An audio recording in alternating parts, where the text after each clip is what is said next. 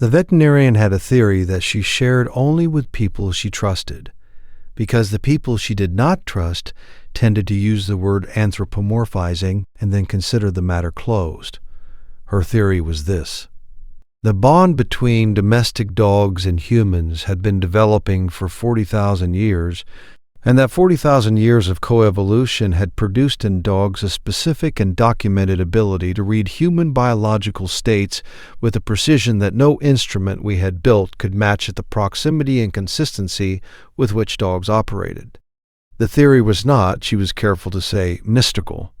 It was chemistry and acoustics and thermal sensitivity and the 40,000 years of selection pressure that had favored dogs that were very good at humans. She had 14 years of data from her own practice. She had the literature which she read more carefully than most veterinarians she knew. And she had the story of a dog named River that she told when she felt the audience was ready. River was a 3-year-old husky mix who had come to her practice with a middle-aged couple named Harriet and Dan. He was healthy, energetic, in excellent condition. Huskies require significant exercise, and the couple had clearly been providing it. The visit was routine. At the end of the examination, Harriet had mentioned, almost as an aside, that River had been acting differently. She said, "He keeps pressing his nose against my side, my left side specifically. He does it every morning. He did not do this before."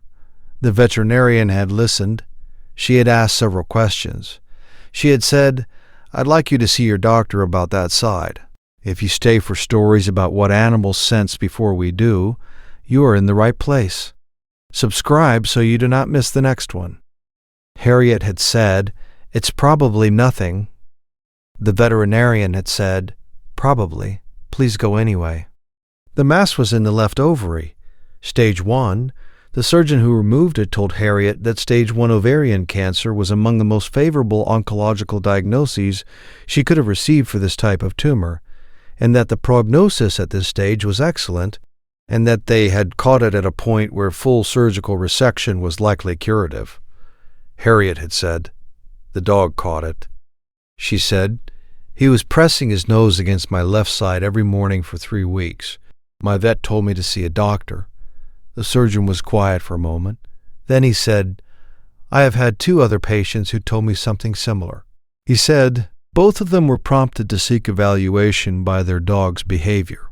He said, "Both findings were early." He said, "I don't know what to do with that information." He said, "But I have it. Has your dog ever done something that made no sense until it was the only thing that made sense? Tell us in the comments. These stories deserve to be heard." The veterinarian had followed up with Harriet at River's next annual visit 2 years after the surgery. Harriet was well. The oncology follow-up had been clear at both the 6-month and the 18-month marks. River was 4 and had stopped pressing his nose against her left side approximately 3 weeks after the surgery, which was the point, Harriet calculated, when the tumor was no longer present. The veterinarian noted this in River's file. She noted behavior cessation, consistent with removal of detected stimulus. She was aware this was her interpretation and not a confirmed fact. She noted it as interpretation with the date.